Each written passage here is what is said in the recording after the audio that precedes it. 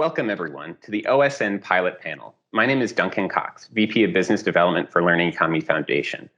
This panel is going to be talking about job evolution and portability, upskilling, outskilling, and reskilling. Earlier this year, Learning Economy Foundation had the pleasure of facilitating the OSN 2021 Spring Skills Pilots. The goals of this pilot were to create libraries of rich skill descriptors, or RSDs, a new machine-readable schema for expressing skills and competencies, and to test the Open Skills Management Tool, or OSMIT, a tool for publishing and sharing libraries of RSDs. These pilot teams spent several months working toward these goals, creating and publishing hundreds of RSDs in a rapid sprint. During this panel, we'll have an opportunity to hear from each of the pilot participants about their pilot experience and have an in-depth discussion on job portability. Now, more than ever, today's economy requires a flexible, adaptable workforce and the ability for workers to transfer their skills from employer to employer. Employers and educators must work hand in hand to create a workforce where ongoing education and skill attainment is an essential component of the job experience. Before we dive into presentations from our panelists, I'd like to turn things over to Michael Jay, CEO of MatchMaker Education Labs, to help us define upskilling, outskilling, and reskilling. Michael? Great. Thanks a lot, Duncan. It's these terms, they continue to emerge and transmorph as we go through different points. So upskilling, we typically think about as providing training to improve a person's performance in a role that they're in right now. And hopefully that's an ongoing process. Usually looking at expanding their knowledge and really positioning employees better in terms of gaining additional responsibilities and, again, growing those employees within their existing job. A reskilling is often preparing somebody to be able to do a different job, and sometimes that means moving into more of a management role. Sometimes it means moving into a new area of an organization, but leveraging the existing skills and really upskilling those as we go through that. We also talk about new skilling as another term that we've seen in the marketplace. And then outskilling is certainly not something that's new. It often has been related in the past as an outplacement process, one about not so much retraining, but in fact helping workers develop the tools they need to find new jobs or new career paths. So it's important to recognize also that these are not discrete bins. They hopefully are interrelated. So don't worry about classifying something as one versus another, but think about it as the goal at that particular point, and also thinking about the employee's role as part of that process. So I'll go back to you, Duncan. Great. So now we'll hear from each of the pilot projects about their pilot experience and some of their goals and their deliverables. And I'll toss it back to you, Michael. You're first. Like a tennis game here. Okay. I'm Michael Jay, CEO of MatchMaker Education Labs. I've got a great team who work a lot on skills and competencies, not just in the workforce, but also in higher education, in K-12, and a whole myriad of different markets, but working really hard on trying to look at how to be able to crosswalk between all the parts of any good learning environment. So let's go to the next slide, Duncan. So again, we look at the need to navigate between these different collections of skills, competencies, curricula, learning resources, any of those kinds of pieces. That's our core effort. And our partners, who we'll introduce in just a moment, have been critical in bringing their perspectives about the overarching workplace skills. And you heard Rupert speak earlier, and Rupert was one of our partners and working on 21st century skills and looking at how those apply, but also looking at some of what people refer to as hard skills and how do we describe those in an interoperable manner.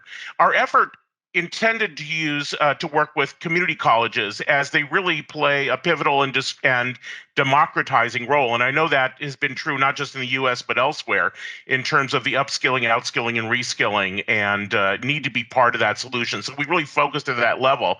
And we're also, another reason we participate is we're looking for collaborators to tackle these issues. So we'd love to collaborate with you if we find that this is something that's of interest. So next slide, Duncan.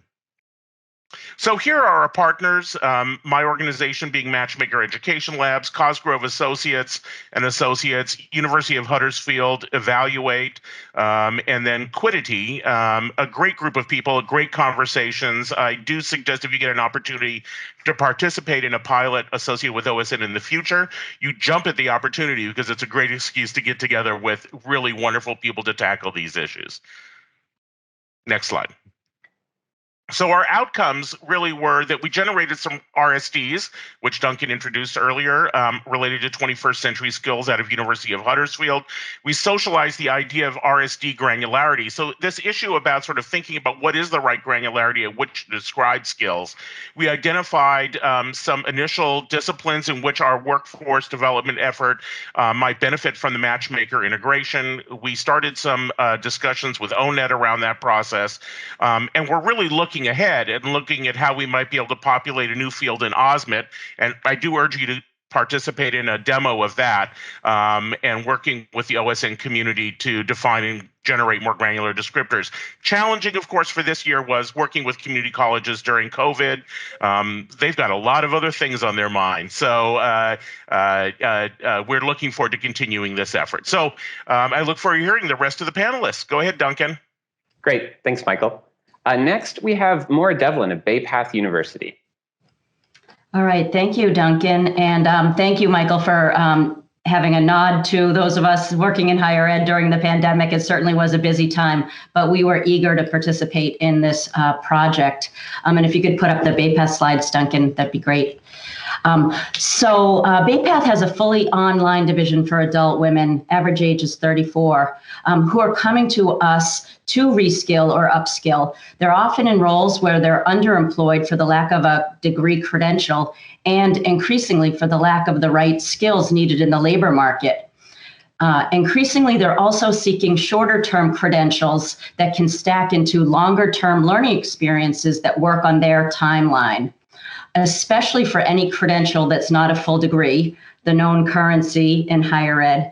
It's important for us to clarify, embed, and teach skills in the curriculum and to fortify students with portable skills-based language. But as you heard the panelists talk earlier in the keynote, is a full degree going to continue to be the currency of higher education in the future? As alternate providers such as Google, tech companies with their own certifications, Coursera, and more enter higher education, we want to be sure that our learning experiences are aligned with how employers make meaning of our curricular offerings, embedded within a guided pathways or meta majors framework, and that represent a more skills-based approach than degrees really have been traditionally. These changes are happening, of course, against a backdrop of tremendous shifts in the U.S. economy. We're grateful to have a Strata Education Network grant focused on increasing women's completion of cybersecurity degrees. And through this work, we've been learning employers' perspectives on showing me what you can do. We saw the skills pilot as a terrific way to build upon that work by developing skills-based language for entry-level IT and cybersecurity roles. These are fields where it's especially important to engage in lifelong learning and where the acquisition of skills is paramount. Next slide, please, Duncan. And as you can see here, we took a collaborative approach to our project. Our internal discussions among a range of experts centered on the value of an open skills-based curriculum. We also consulted with 2 employer partners focusing on higher education can be more transparent about skills.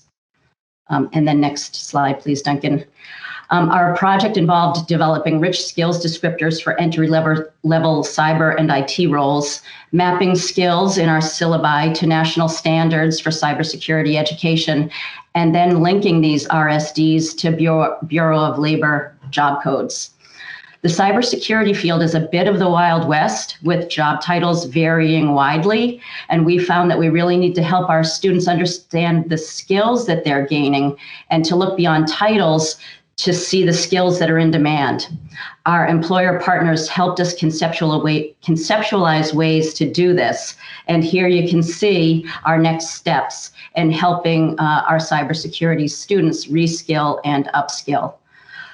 These next steps, as you can see, are really based on higher ed as it's known now. And in our panel discussion, we'll discuss longer range impacts of this work.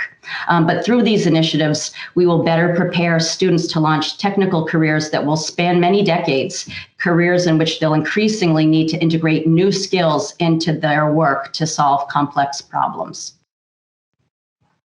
Great. Thanks, Maura. Next up, we have Jennifer Malerich of Arizona State University. Take it away, Jennifer. Thanks, Duncan, and thank you to all my fellow panelists here and everyone in the audience. As Duncan said, my name is Jennifer Malerich, and I'm an assistant vice provost at Arizona State University, and I'm going to tell you a little bit how we approached this pilot project with our meta competency framework. You can go ahead, Duncan.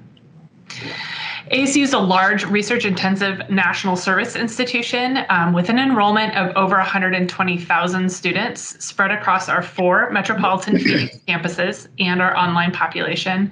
We offer over 1,000 different bachelor's degrees, master's, and doctoral level degrees. We have a mission of access and inclusion with our students, as well as a dedication to providing excellence at scale.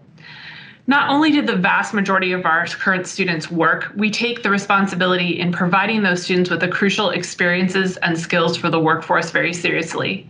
We wanted to develop a consistent and enterprise-wide framework for competencies, which could then be woven through all of our academic and engagement activities and clearly articulated to students through technology tools such as our degree search and catalog and class search functions. At the same time, we're undergoing a redesign of our general education framework as mandated by our Board of Regents, which closely aligns with this work. Therefore, we decided to take this pilot in the direction of testing the applicability of the OSN framework, the systems, documenting the processes and challenges associated with developing meta competencies at a high level and at a disciplinary specific skill level, until such time that our general education framework is developed and we could get faculty more involved in the nitty-gritty work of meeting the overall goals for defining those enterprise-wide frameworks. So we were laying the operational and technical groundwork through this project. Go ahead, Duncan. So here we have 3 separate ASU teams that we divided into. I know these names mean nothing to you, so I'll go ahead and talk a little bit about the functions that everyone fulfilled. On the RSD team, we had representatives from our Career Services Office, the Provost Office Curriculum Development Team. We had instructional designers, University Assessment and Evaluation Office professionals, and student success coaches and faculty members.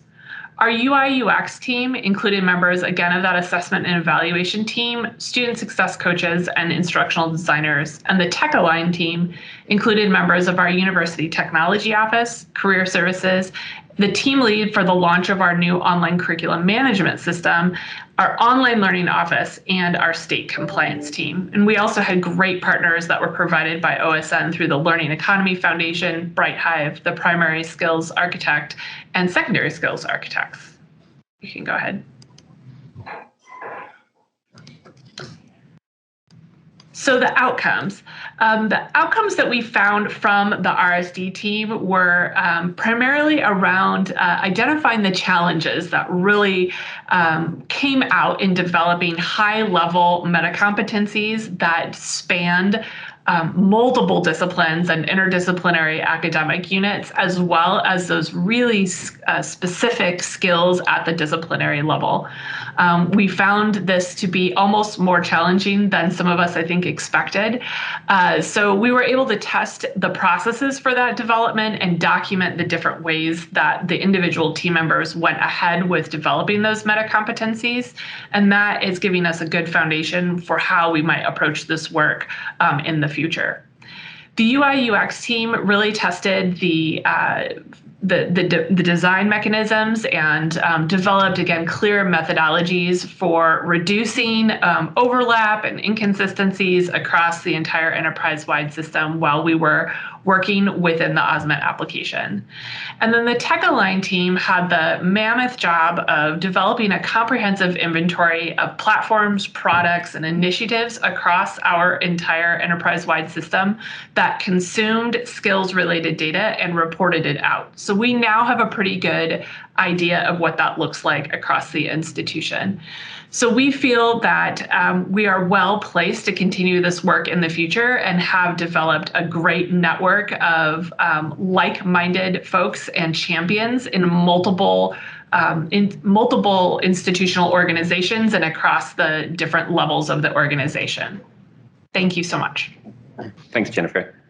Last but not least, we have Terry Steinbach and Jay Margalus of DePaul University.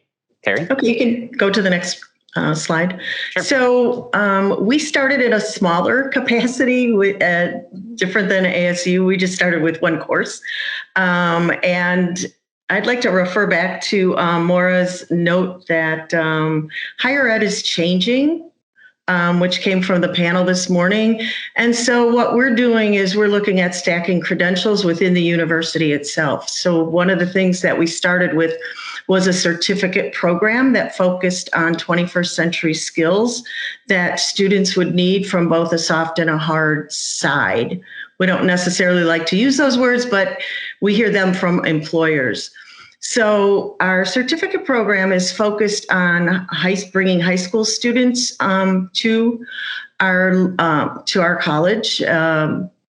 We work with community colleges. 50% of our students are transfer students and come from these community colleges. And one of our missions is to have students become a lifelong learner.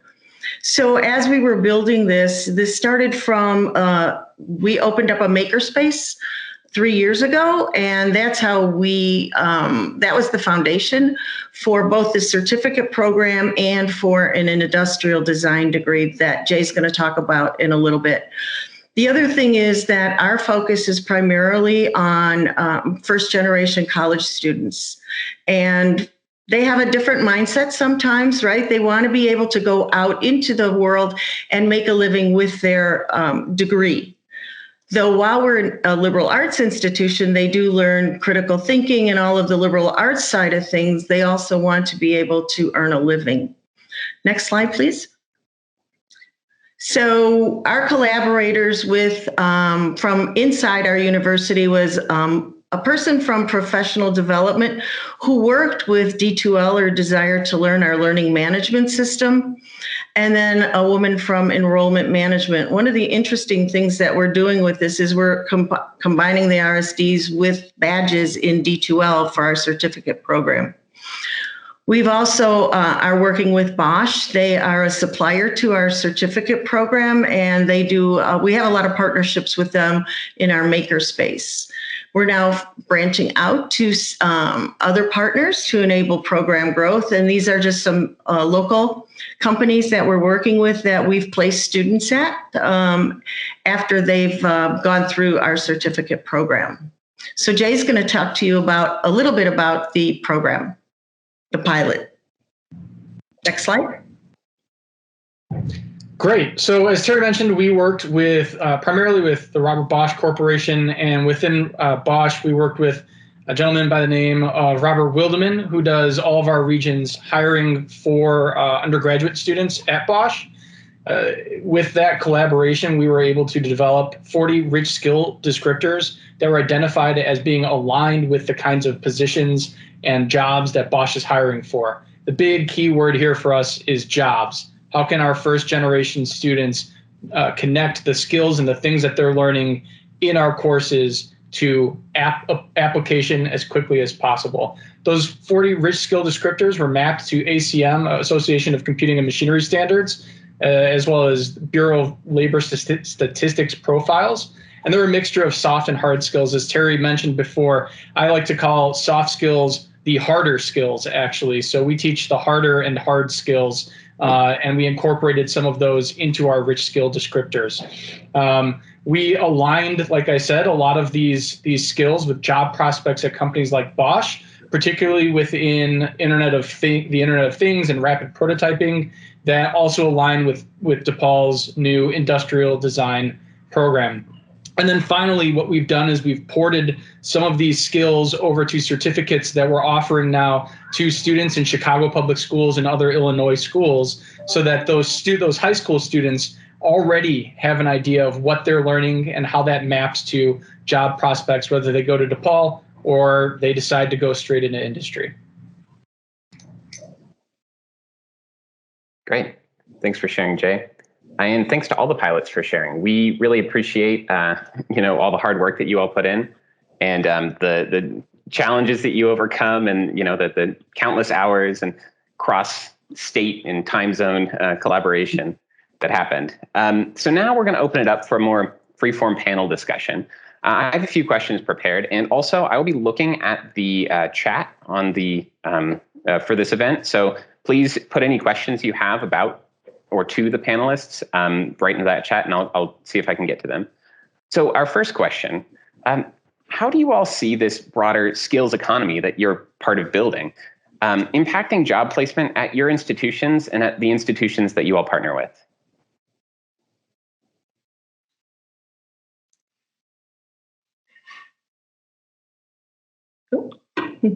I'll get started, Duncan.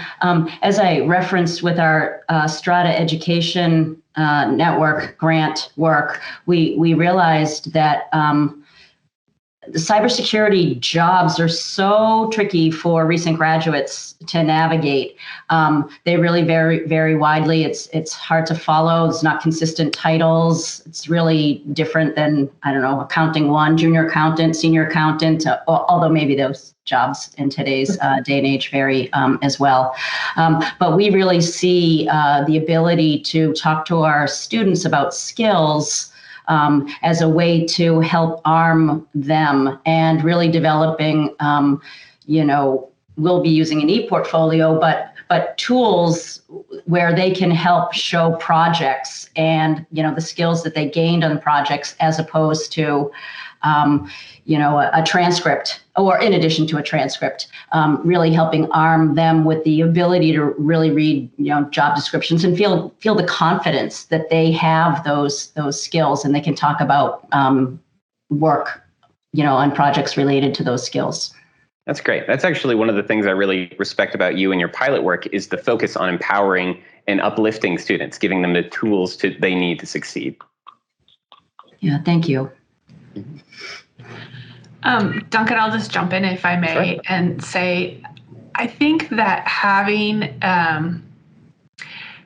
skills that are clearly defined with shared definitions between students, educators, and employers is the key to transparency, and having that shared language really levels the playing field for all of the students, and being able to speak confidently about their experiences and their education in a language that they know will be understood and received by the other sides that they're working with.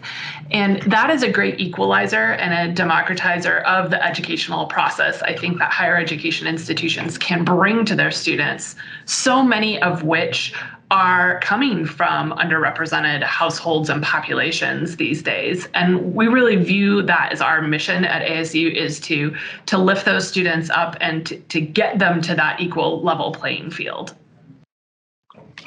I think another interesting thing about looking at the different skills is that you can get them from multiple places within your curriculum.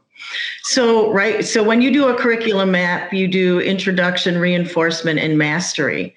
So I can see us eventually doing the same thing with the skill set, where you take it from the different classes, and you also have those 3 levels of that you acquire. So I think there's a lot that you can correlate with curriculum development with skill development, and then use that same language. Absolutely.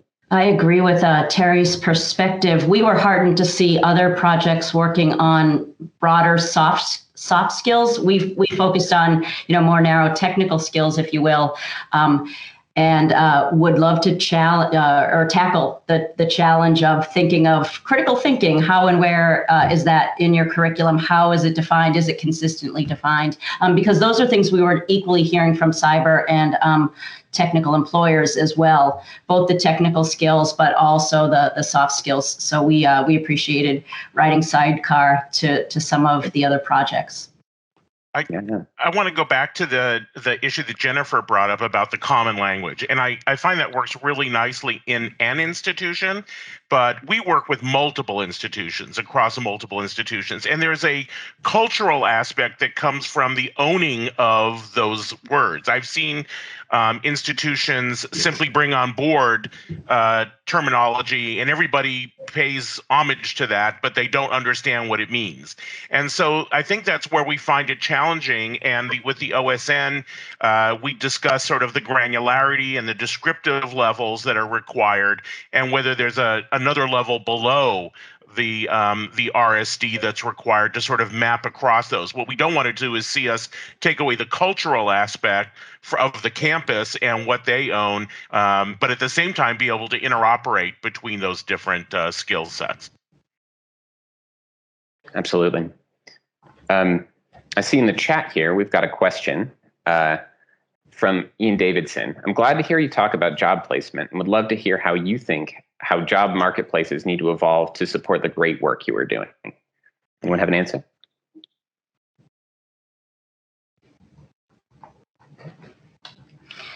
I would love to see some changes in hiring practices or processes. I know there are some organizations out there that are experimenting with having job candidates engage in a project, as part of the interview process, as opposed to this formal sit across a table from somebody and answer a bunch of questions. So again, getting back to that idea of showing rather than telling. So, that's an example. Yeah, I really like James Wilson's comment, although I hate to think about it as being feudalism. I think the apprenticeship model, I think we are coming back to some of that. And the trick there, of course, is figuring out how do you describe the knowledge that's been gained through that apprenticeship. And again, I think it takes us back to that kind of thinking about a meta model and the kind of evaluation that happens and how we couple those in that process. That's where I think internships are becoming more and more critical. A lot of our students are getting hired straight out of their internships. We also, all of our programs require capstones. And the ones that are most successful with hiring are the ones that use the service learning component of working with a real live client. I think the other people that we need to educate on the whole skills-based network is the recruiters. We use a lot of university recruiters, right? They're at our career fairs and things like that. So they need to be able to speak the language as well as the hiring managers. So as part of our certificate program at DePaul, we work with let's just say one of the largest employees in Illinois to upskill their employees as well. And one of the biggest challenges that we faced in doing that is that large corporations might pay mouth service to the idea or lip service to the idea that their employees need upskilling. But then when it comes to giving them the space, the creative space to make that upskilling happen, there's a hesitance there because there's not a one-to-one correlation between what these employees are doing and how that relates to profit. At the same time, in Illinois, there are over 500,000 people employed in Illinois in the manufacturing sector, and that's only growth. And one of the things that was identified by the IMEC, which is the Illinois Manufacturing Excellence Council, was that upskilling was a critical thing that needed to happen. So on the one hand, we acknowledge that these things need to happen at these large corporations, but at the other end of it, are we creating the kind of space that's necessary for these employees to engage in these upskilling practices? So I think there's a real acknowledgement of what we share in our values, but then the execution is a concern or an issue that we need to get through. I'll say here in Massachusetts, we're seeing the same things that you're talking about in Illinois. We realized with our cybersecurity work that, oh boy, we need to help educate the employers and the recruiters, the hiring managers, as much as we need to educate our students. So it is really needing to develop an ecosystem of students, in our case, higher ed institutions and employer partners.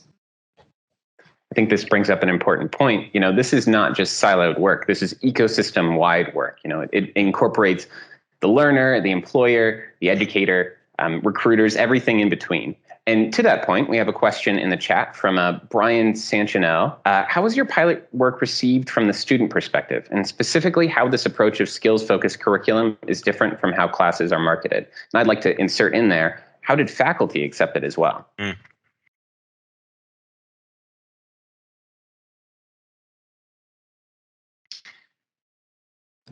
Well, I'll say in answer to that question,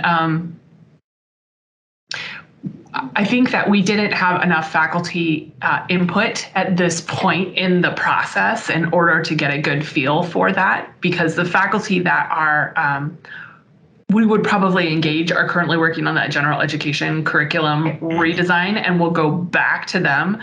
But I will say that I have found in all of the technology development work that we've done for curriculum-focused things, that student feedback is paramount to adoption and to making the work actually valuable in those student minds, and having the students give you iterative feedback, even if you throw up something that you think is not a quality product. Like it's a slapdash thing. Like, what do you even think of this? Just give me a first kind of response that can help you direct future efforts, and having it be, conceptualize something, put something together, a super minimum viable product, get some feedback, redesign, put it together, feed. So it's a constant feedback loop is something that is valuable in all of our work. And I think it's going to be really, really important in this process as well.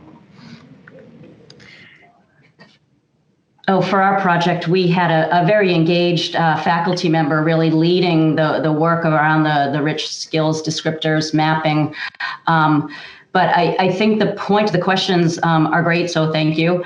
Around next steps, for us to really make sure that we're including others in on our project. So, for example, we have a professional advising team that supports our students. We should absolutely make sure that the educator coach, is armed with this understanding of the skills that the cybersecurity students are learning. This faculty member making sure that her team of instructors are all on board with this approach as well. So you're making me think about layers of learning and training, professional development as a result of this project.